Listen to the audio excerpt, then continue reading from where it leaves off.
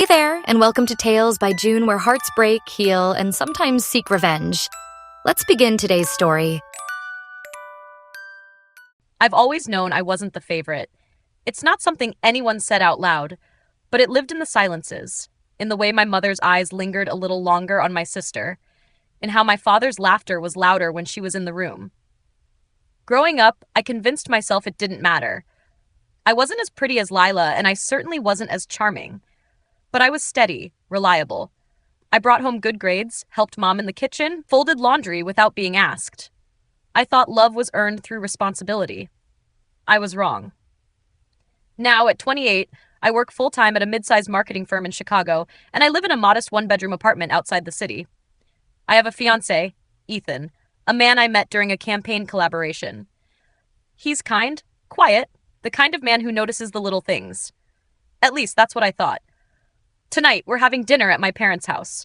I brought a homemade casserole, my usual offering. The smell of buttered potatoes and thyme fills the car on the drive over. Ethan sits beside me, scrolling through his phone. I glance at him, heartwarming like it always does when I catch him smiling to himself. "You good?" I ask. He nods without looking up. "Just answering work emails. Sorry, babe." I smile. "No worries." When we arrive, my mother barely acknowledges me. Her eyes dart to the casserole, then to Ethan, then light up entirely when Lila comes floating into the room in a cloud of perfume and laughter. "Lila, honey, you look gorgeous," Mom gushes, pulling her in for a hug. Lila beams.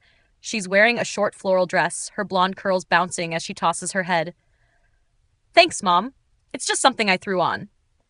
"Of course it is." My father claps Ethan on the back, offering him a beer. "Ethan, how do you put up with these two girls, huh?" He laughs. Ethan chuckles. "It's not so bad." No one even notices I've gone into the kitchen to warm the casserole. Dinner is loud. Lila dominates the conversation. Stories about her recent girls' trip to Miami, her new job at a luxury real estate firm, and a guy she's sort of seeing. Mom and Dad hang on every word. Ethan, too, seems unusually interested. I sit at the far end of the table, answering when spoken to, smiling politely. When I mention a campaign I led that got national attention, Mom blinks, then says, "That's nice, honey." But when Lila interrupts with a joke, the whole table erupts in laughter. It happens so often, I've grown used to it. But tonight, something tightens in my chest. Later, after we've helped clear the dishes, I step out on the back porch to get a breath of air. The summer night is warm, fireflies dancing near the bushes. I close my eyes, letting the silence wash over me. Then I hear it. A low laugh. I turn toward the side of the house. Voices. Ethan's and Lila's. I freeze. "I didn't mean to flirt," Lila says in a teasing voice. Ethan's chuckle follows. "Yeah, right. You always know exactly what you're doing." "I bet I do it better than your fiancé." There's a pause. "You really want me to answer that?" he says, his voice darker now. My breath catches in my throat. "Maybe I do," Lila whispers. "I can't move. My legs feel like cement. My stomach turns. I step back into the house like a ghost, like something half alive. No one notices. As Ethan and I drive home, I don't say a word. I stare out the window while he hums softly to the radio. My mind races, but I stay quiet. I need to be sure. But something inside me has already started to break. When I was 10, I won second place in the county spelling bee. I remember clutching the silver medal so tight, the ribbon left a red line across my neck. I had practiced for weeks, late nights hunched over flashcards, whispering syllables under my breath, asking Mom to quiz me even when she was folding laundry or stirring something on the stove. I ran into the kitchen the day I won, breathless and beaming.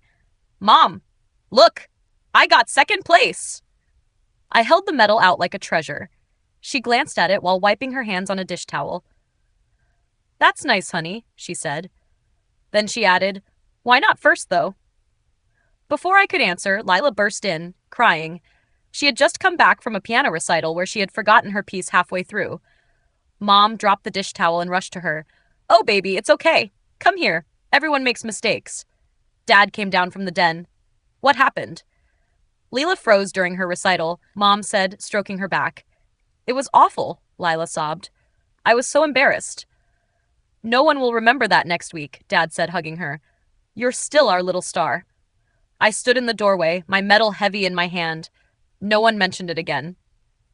By the time we were teenagers, the gap between us had widened like a canyon. Lila had the kind of beauty that made people pause. She had thick golden hair, ocean blue eyes, and a laugh that made everyone in the room want to laugh with her.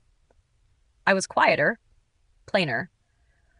When I turned 16, I saved up my part-time bookstore paychecks to buy a used car, a beat-up blue Honda with a rusting bumper. I was proud of it. Lila turned 16 6 months later. She cried when Dad handed her the keys to a brand new white convertible. They love her more, I once whispered to myself while watching them take photos of her in the driveway, balloons tied to the side mirrors, Lila grinning ear to ear. No one ever said it out loud, but I could feel it in my bones.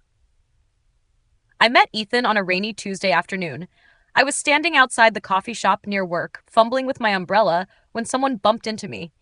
I dropped my coffee. "Oh God, I'm so sorry," the man said, already reaching into his bag. "Here, let me buy you another."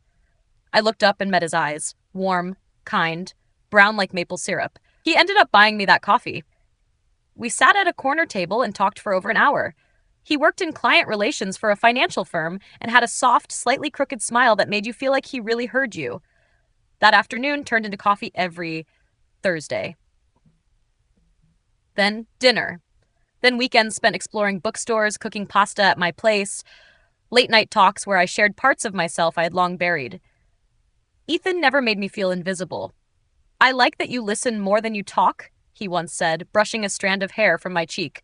"The world is too loud anyway." He didn't mind my quiet. He called it peaceful. After a year, he proposed in the most Ethan way possible. No grand gesture, just a quiet moment at home. He cooked dinner, lit candles, and when I walked into the living room, he was down on one knee with the ring in his hand. "I don't need big. I just need real," he said. "And you've always been the realest thing in my life." I said yes through tears, and for the first time in my life, I thought maybe I was someone worth choosing. The days leading up to the family get-together had been strange. Ethan had grown distant, not overtly, not in a way you could easily point out, but in quiet, chilling ways. His kisses were more like habits, his texts shorter, slower to come. He claimed he was busy at work, buried under deadlines and endless meetings. I believed him, at least at first. I reminded myself that relationships had seasons, and this was just a low one. I cooked his favorite meals, left notes in his jacket pockets, tried to hold his hand more, but he often pulled away with a polite smile that felt more like a stranger's than my fiancé's. That Saturday, we drove together to my parents' house for the annual summer barbecue. The whole extended family would be there: cousins, uncles, aunts, and distant relatives we only saw a couple of times a year. I wore a soft blue dress I knew Ethan liked, hoping today would remind him of us. That maybe seeing me surrounded by family, grounded in warmth and simplicity, would bring us back to the version of ourselves we used to be. As soon as we arrived, the front yard was alive with laughter, the scent of grilled meat, and children running barefoot through the grass. I busied myself with helping Mom carry plates out to the picnic tables, dodging her passive remarks about how Lila had just landed a new listing for $1 million condo downtown. Ethan disappeared somewhere around the second round of drinks. "Have you seen Ethan?" I asked my cousin Jenna, who was sipping iced tea by the gazebo. She glanced around. "Not for a bit. He was talking to Uncle Rob, I think. Or maybe with Lila?" My stomach clenched, but I nodded and walked toward the house. I tried not to jump to conclusions. I had done that before. I had told myself stories in my head that never turned out true. But my heart thudded against my ribs anyway, heavy and loud. Inside the house, it was quiet. Most of the party had spilled into the backyard. I walked through the hallway, down past the living room. That's when I heard it. A giggle. Light, familiar. I froze just outside the guest bedroom door. It was cracked open an inch. "You're gonna get us caught," Lila whispered, laughing softly. "I don't care," Ethan's voice followed. "I can't stay away from you." I pushed the door open. They were tangled together. Ethan with his shirt half unbuttoned, Lila's hands on his chest, lips too close, expressions frozen mid-lust and horror as they registered my presence. The room fell into a terrible silence, like the moment before a thunderclap. Ethan jumped back as if struck by lightning. Wait, it's not what it looks like." Layla didn't say a word. She simply pulled her dress straight and turned her face away. My breath left my body like I'd been kicked in the chest. I stared at them, at the two people I had loved most in the world, and felt my heart shatter with a soundless scream. Behind me, footsteps. My mother, followed by Dad, Aunt Louise, and then the crowd spilled in, drawn by the sudden silence and tension in the air. Someone gasped. Someone dropped a glass. I heard murmurs, a child asking, "What's wrong with Auntie?" "Dear God," my aunt whispered. Ethan stepped toward me, panicked, guilt written in every line of his face. "Please listen. This was a mistake. A terrible mistake. I didn't mean for this to happen. I was drunk. We were confused. It didn't mean anything." "Didn't mean anything?" My voice cracked like dry wood. "You're sleeping with my sister? My blood? And it doesn't mean anything?" Lila still said nothing. She folded her arms and looked away as if this humiliation didn't belong to her. My mother stepped forward. "Sweetheart, maybe we should talk about this privately. This is a family event." I turned to her slowly. "Are you serious? Privately? My fiancé was just caught with your daughter, my sister, in your house, and you're worried about a family event?" Dad muttered something about being disappointed, but didn't meet my eyes. No one moved. No one defended me. Jenna stepped beside me and placed a trembling hand on my back. "You don't deserve this," she whispered. Ethan dropped to his knees. "Please don't do this. I love you. I made a mistake. I'll fix it. I'll end it. Get up," I said coldly. "You don't get to fall apart now." I turned to face my entire family, tears streaming freely, but my voice steady. "You've all made it very clear where your loyalties lie. For years, I have swallowed your favoritism. I watched you celebrate Lila for being beautiful while I worked hard to make you proud. I accepted scraps of affection while she was showered with praise. And now this. This is where it ends." My mother stepped forward. "Honey, don't be dramatic, families go through." "No," I cut her off. "This isn't a rough patch. This is betrayal. And I've had enough. You don't get to keep me small so she can shine. You don't get to call me dramatic when I finally speak." Silence, heavy and thick. "I'm done," I said, voice rising. "I'm done begging for space at your table. I'm done trying to earn love that should have been given freely, and I'm done pretending this family hasn't broken me in 1,000 different ways." I looked at Ethan one last time, who sat crumpled on the floor, tears in his eyes, regret too late to matter. "You were supposed to be my safe place," I whispered, "but you made me feel invisible, just like they did." Then I walked out, past the stunned faces, the murmuring voices, the half-eaten barbecue plates. I didn't stop until I reached my car, my heart pounding but lighter than it had been in years. As I drove away, I felt something shift inside me. Grief, yes, but also power, because for the first time in my life, I had chosen me. That night, I went back to the house I once called mine, but now it felt hollow, like walking into someone else's memories. Ethan's cologne still hung in the air, faint and sour, the way betrayal clings long after it's spoken. I didn't cry. I didn't scream. I moved like a ghost, silently packing my clothes into suitcases, folding away the pieces of a life that no longer fit. Every photo frame I passed, of us smiling in New Orleans, of our first Christmas tree, I turned face down. I didn't want them to see me like this. I didn't want me to see me like this. By midnight, I wheeled my 2 suitcases into a hotel downtown, checked in under my name for the first time in years, and stared at the ceiling until the sun came up. My phone rang nonstop. First, it was my mother, then my father, then Ethan.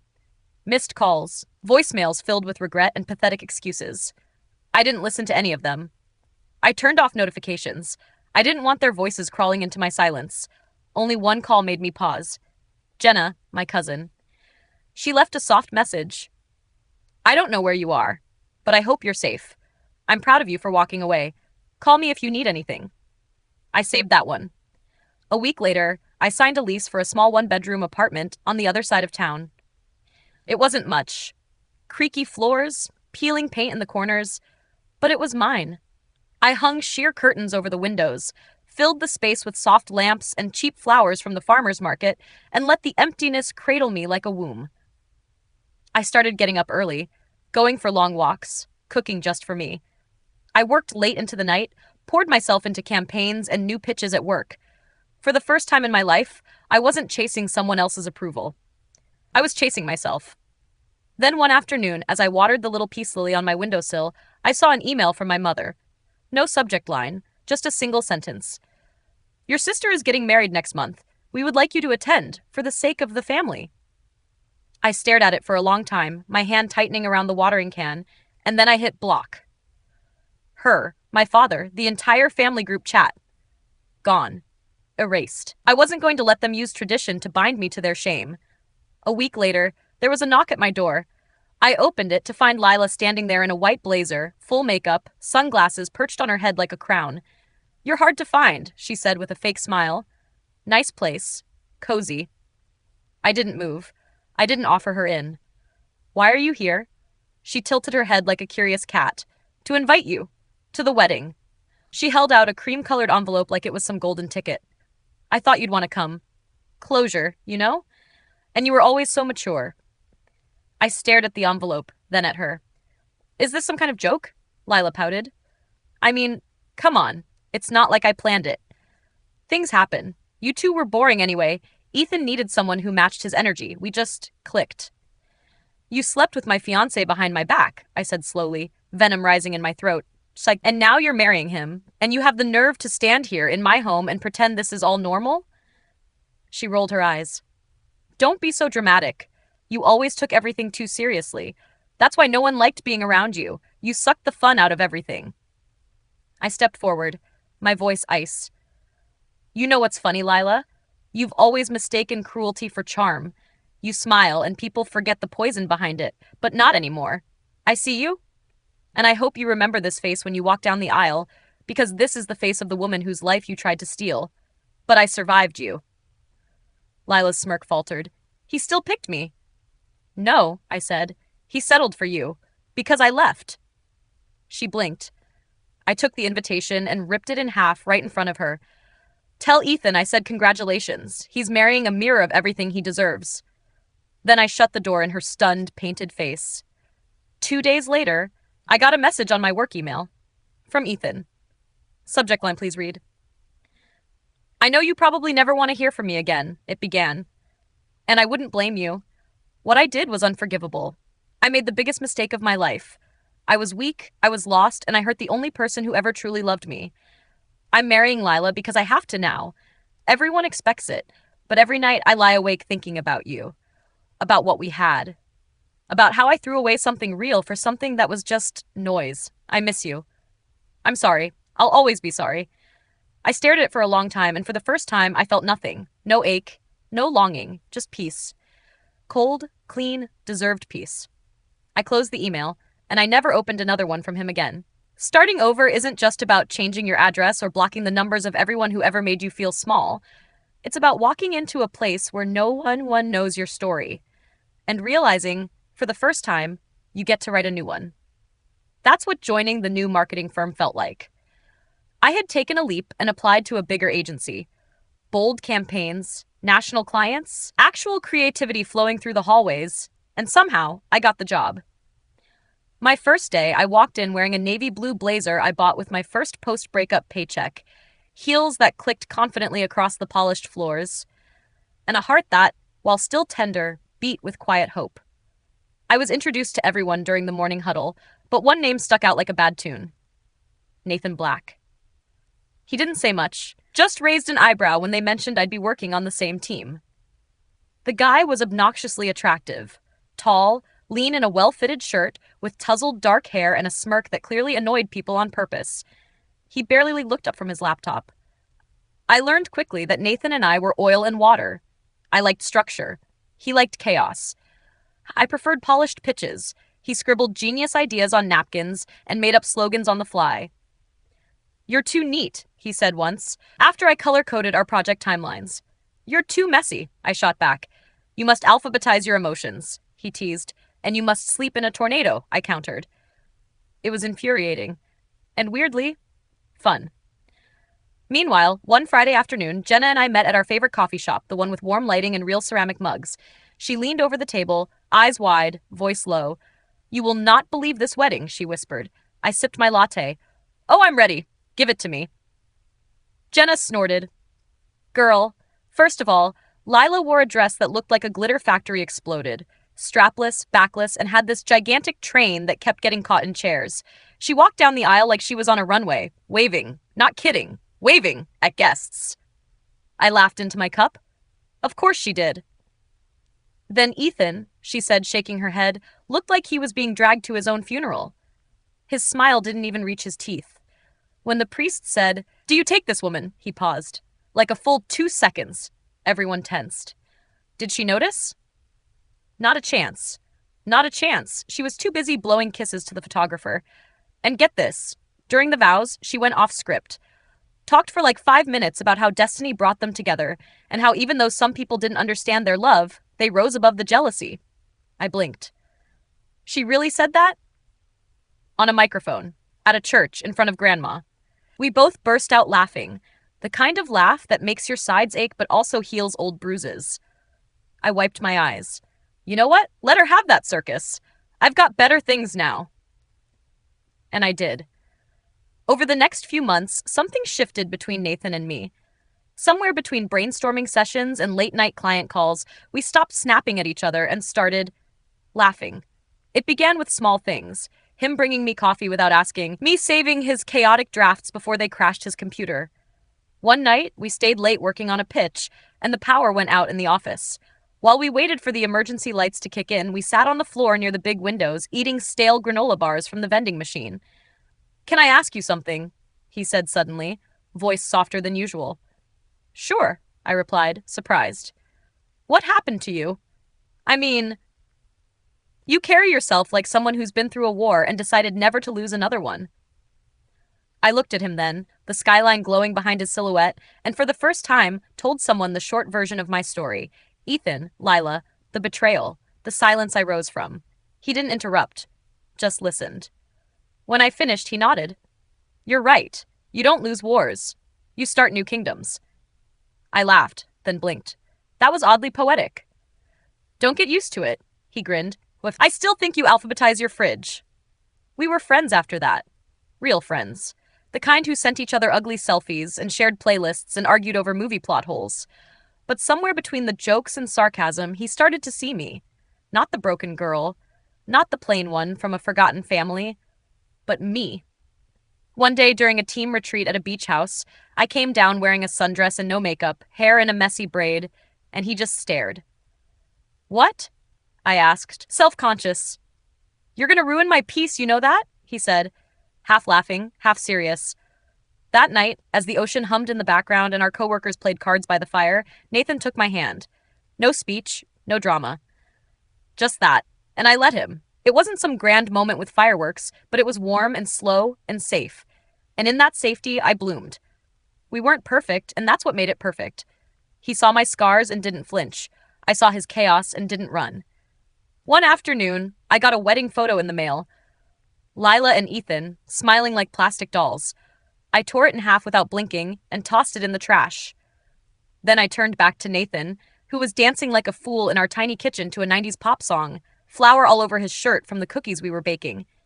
And I realized, with a quiet joy pulsing in my chest, I had won. Not the battle for attention, not the war for validation, but the lifelong, glorious victory of choosing myself and being loved exactly as I am. Love, I'd come to learn, doesn't always arrive at trumpets.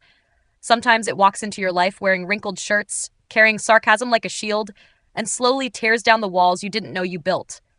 With Nathan, every day felt like sunlight slowly seeping into forgotten corners. Our mornings began with chaotic breakfasts and stolen kisses over coffee, and nights were filled with bad movies, tangled limbs, and whispered confessions. He made me laugh with his terrible impressions and held me when old pain tried to pull me under. And most importantly, he never tried to fix me. He just stayed, steady, warm, real. So when Jenna called me on a Thursday afternoon, her voice buzzing with excitement as she invited me to her wedding, I didn't hesitate this time. I wanted to be there for her, to celebrate something pure. "I'd love to come," I told her. "And I'm bringing someone." The wedding was held at a gorgeous lakeside venue, wrapped in fairy lights and white roses. Nathan drove us there, his hand on mine the whole way, cracking jokes to calm my nerves. I wore a soft lavender gown that swayed as I walked and pulled my hair into loose waves. Nathan couldn't stop staring. "You sure you're not the bride?" he whispered as we stepped out. "Because if you are, I won't object." I rolled my eyes, laughing. "Behave." As we walked into the venue, I spotted familiar faces, cousins, aunts, uncles, people who hadn't seen me in over a year. There was a moment of pause, some whispers, and then warm smiles. Jenna came rushing through the crowd, arms wide. "You look amazing," she squealed, hugging me tight. Then her eyes flicked to Nathan. "And you must be the man responsible for that glow." Nathan grinned. "Guilty." Nathan Black, her personal chef, part-time therapist, and full-time admirer. My relatives loved him instantly. He had that charm that made everyone feel like he belonged, cracking jokes with my uncle about fantasy football and helping my little cousin tie his shoelaces. I floated in that space, between pride and peace, as I introduced him to every soul who used to look at me like I was invisible. But of course, peace rarely lasts long. My mother spotted me first. Her eyes were tired, red-rimmed, her hands wringing together as she stepped toward me. "Sweetheart," she murmured, "can we please talk?" I stiffened, feeling Nathan's hand tighten slightly in mine. "There's nothing left to say," I replied evenly, my voice calm but cold. My father stood nearby, silent, shame written across every line of his face. My mother looked like she wanted to cry. "We were wrong," she whispered. "We just want our daughter back." I didn't answer, not because I hadn't wanted to hear those words, but because it was too late. Some doors, once closed, must stay closed. And then Lila arrived, swaying across the venue in a dress so tight she looked vacuum-sealed, eyes narrowed, lips curled in that same old mocking smile. "Well, well," she purred. "You finally crawled out of your hole." Nathan tensed beside me, but I beat him to it. "I was busy building a better life," I said lightly, "far away from toxic roots." Lila scoffed. "Cute. And this is the new man? You traded Ethan for a circus clown?" Nathan stepped forward, towering, expression amused. "Actually, I'm a creative director with 3 national campaigns under my belt, and the only clown I see is the one who married her sister's fiancé. Bold move, by the way. You ever consider therapy?" Gasps rippled through the nearby guests. Ethan, who had been lingering near the buffet, turned pale as he slowly approached. He didn't say anything, just looked at me, guilt soaking every inch of him. His voice broke when he finally spoke. "You look happy." "I am happy," I said simply, holding Nathan's hand tighter. "Which is more than you'll ever be." The ceremony itself was beautiful. Jenna glowed, her groom cried, and the whole room felt like something out of a dream. But the real magic came during the bouquet toss. All the single women gathered behind Jenna as she turned around, laughing, and threw the bouquet over her shoulder. I wasn't even trying, but somehow the flowers landed right in my hands. The crowd cheered, and I laughed, spinning in surprise. But when I turned, everything froze. Nathan was on one knee. My heart stopped. He held out a velvet box with a ring that sparkled like it had waited its whole life just for this moment. His eyes were glassy but steady, voice low and full of every truth I had ever needed to hear. "You walked through fire and came out gold. You were broken and still loved deeper than anyone I've ever known. You didn't need saving, but you saved me. I didn't plan this. I didn't even bring the ring until I saw you laughing with that bouquet. And I just knew I want every bouquet, every morning, every bad movie, and every storm with you. Will you marry me?" The whole venue went silent.